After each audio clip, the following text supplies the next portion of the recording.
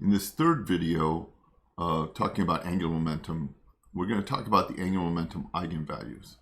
And we'll start by reviewing everything we've learned about the angular momentum operators. And then we'll calculate the eigenvalues of L squared and L sub z.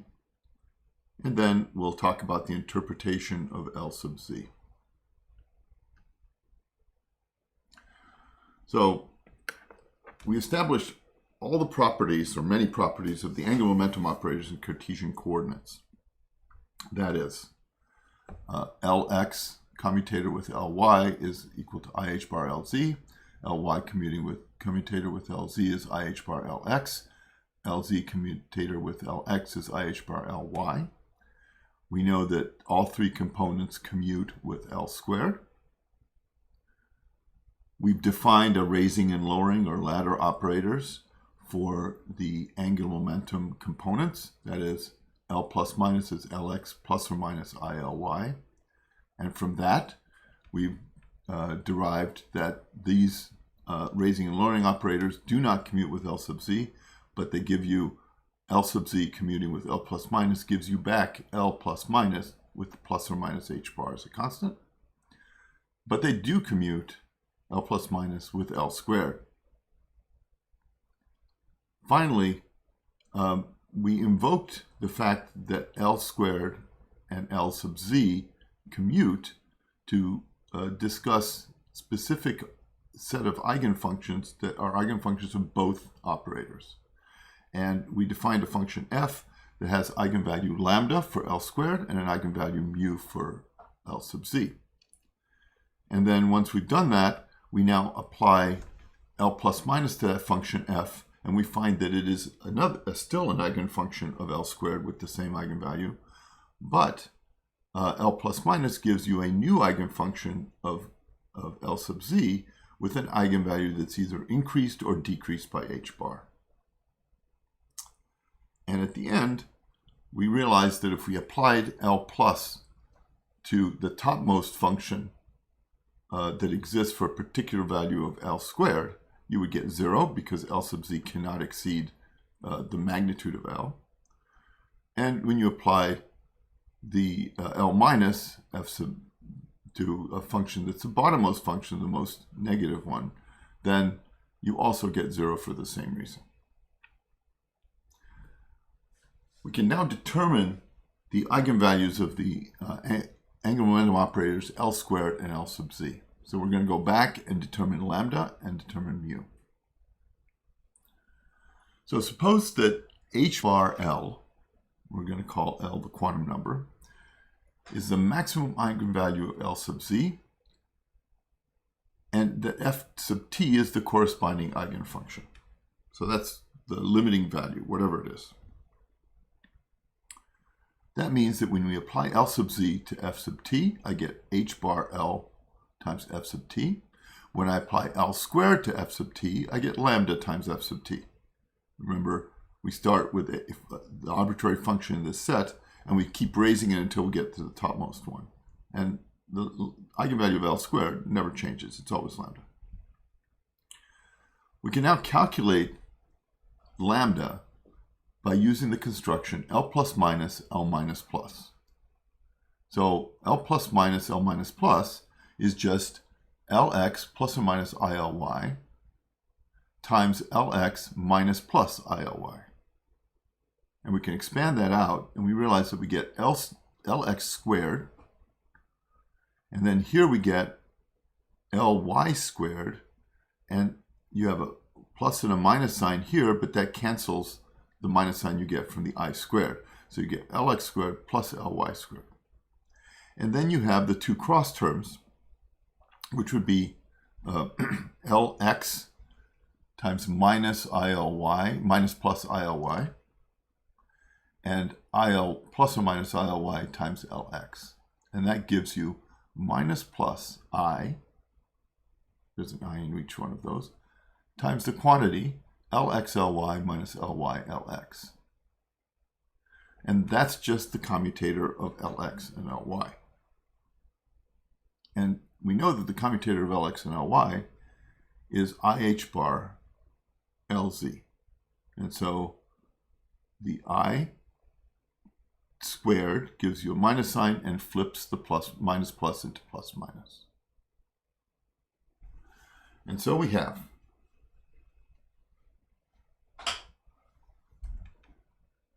that L plus L minus, L minus L plus, has this final term here, but we also take Lx squared plus Ly squared, and we realize that that's just L squared minus Lz squared. So we can replace Lx squared plus Ly squared with L squared minus Lz squared. So what we've done is we've taken this pair of operators combined, and we've converted it to operators of which we know the eigenvalues, right? L squared, Lz, and Lz. So we now can compute the eigenvalue of L squared in terms of the eigenvalues of Lz. And we can rearrange that and write it like this. L squared is equal to L plus minus L minus plus L sub z squared minus plus h bar L sub z. And so if we can figure out what this operator does to the function that we're interested in, this top function here, we can calculate what lambda is. We've already made an assumption of what Lz gives us. All right, so let's take the term where you have L minus L plus and apply this to the topmost function. So we can choose whichever one we want, and so we're going to take the bottom sign here, and that gives us a plus sign here. So we have L squared applied to f sub t is equal to L minus L plus Lz squared plus h bar Lz, all applied to f sub t. Now we've chosen this particular one because we know that if we raise f sub t, we get 0. So this term then cancels out. This term, we know what it gives us. It's going to give us h squared L squared and ft back. And this term will give us hl, and then you have an h bar L, and then you have an h bar already there, so you get h bar squared L. And so we get 0 plus h bar squared L squared plus h bar squared L applied to f sub t. And this must be lambda. And so we can combine these two and realize that this is L squared applies to f sub t, gives us h bar squared L times L plus 1, and f sub t again. And that must be lambda. So we have the eigenvalue of L squared in terms of the maximum eigenvalue of L sub z. Remember, this was the eigenvalue of the topmost function, maximum eigenvalue. We can do the same thing with the bottommost eigenstate of the Lz operator, f sub b, right? We're going to assume that it has a value minus L, or L bar, we'll call it. And now we're going to choose the opposite form, L plus L minus, and we'll apply it to f sub b. So we have L squared applied to f sub b is equal to the L plus L minus plus Lz squared minus h bar Lz applied to f sub b. Again, we get 0 h bar squared L bar squared minus h bar squared L bar and fb back. That means that we have that L squared fb applied to f sub b gives you h bar squared L bar times L bar minus 1, and then f sub b again. And this is also equal to lambda applied to f sub b, because all these states have the same eigenvalue lambda because they're connected by raising and lowering the original function f. But this is a second expression for lambda, and the two expressions must give us the same value of lambda. So that means that L times L plus 1 has to be equal to L bar times L bar minus 1. And if you look at this and stare at it carefully, you realize that the only way this works is if L bar is equal to minus L. let's see how that works by just substituting minus L in for L bar. Well, we get minus L and then minus L minus 1 times minus L minus 1. And we pull the minus sign out and we get L times L plus 1. So indeed, L bar is just minus L. So the eigenvalues of Lz are therefore a value m times h bar, where m varies from the bottommost, or the smallest, the most negative value, to the most positive value, the smallest to the largest. And those happen to be minus L and plus L. So m varies from minus L to plus L in integer steps. This should be familiar to you because this is what we got for the hydrogen atom. M varies from minus L to plus L.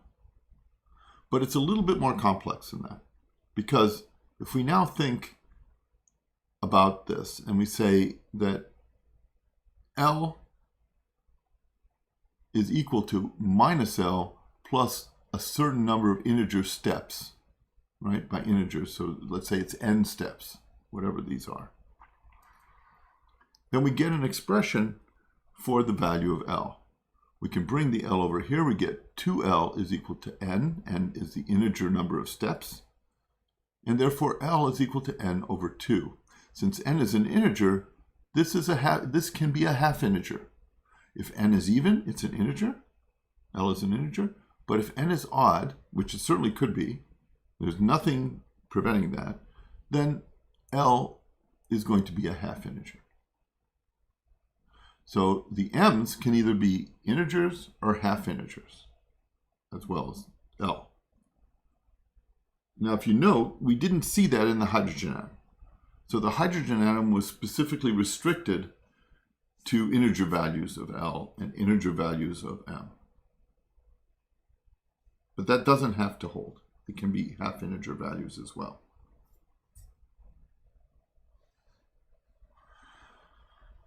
So our eigenvalues for two operators are given by L squared applied to f, a function f which has quantum numbers L and m, is equal to h bar squared L times L plus 1, and we get the eigenfunction back again, FLM.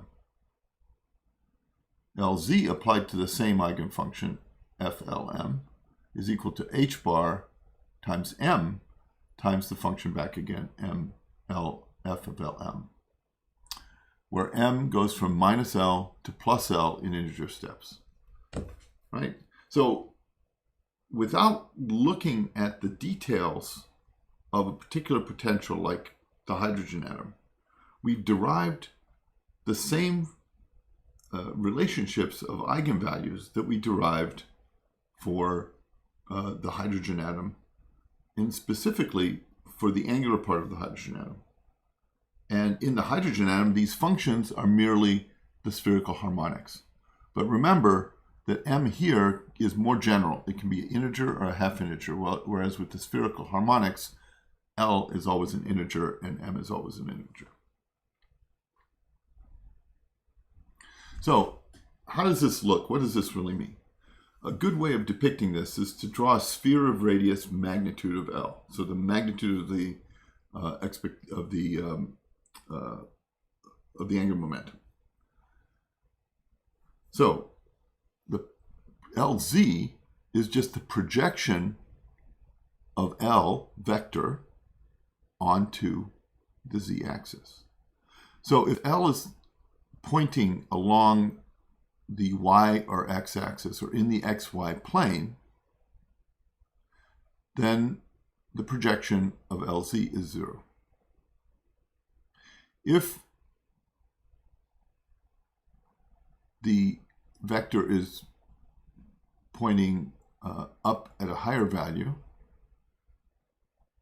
say plus 1, where m is plus 1 and L is a little bit higher value, then your projection is bigger than 0 for Lz. It's just 1 times h bar. If you project it even further out, The next one could be m equals plus 2, and you're pointing a little bit higher up. And so you would have a bunch of possible projections of L sub z, because they're quantized, going from -2 to +2 in this depiction. So the question you might ask is, why is the magnitude of L sub z less than the magnitude of L? Right? Because the magnitude of L is h bar times L plus 1. So it's slightly bigger. When we take the square root of this, it's slightly bigger than h bar times L. But L sub z has a maximum value of h bar L, either positive or negative, right? So the magnitude is going to be h bar L at the maximum. So why is that the case? Well, you can imagine that Lx and Ly don't commute with Lz, if you recall. That means that you can't know both Lx and Ly and Lz simultaneously, which means that Lz can't be equal to the magnitude. The magnitude of Lz can never be equal to the magnitude of L, because otherwise these two would be 0 and you wouldn't know what they are. And so there always must be some uncertainty in the values of Lx and Ly. Right? And they can, as you can see, you can imagine this vector processing around the z-axis and having any particular value of Lx and Ly. And it can be anywhere on the circle where L sub z is equal to h bar times m. Now, it's probably better to consider L as being spread over all its values consistent with L sub z. So this sort of conical arrangement where you see you have an uncertainty. You do not know Lx and Ly. Not only do they not commute with L sub z, which you know because it has an eigenvalue stationary state, but you don't know either of those two as well, and they don't commute with each other either.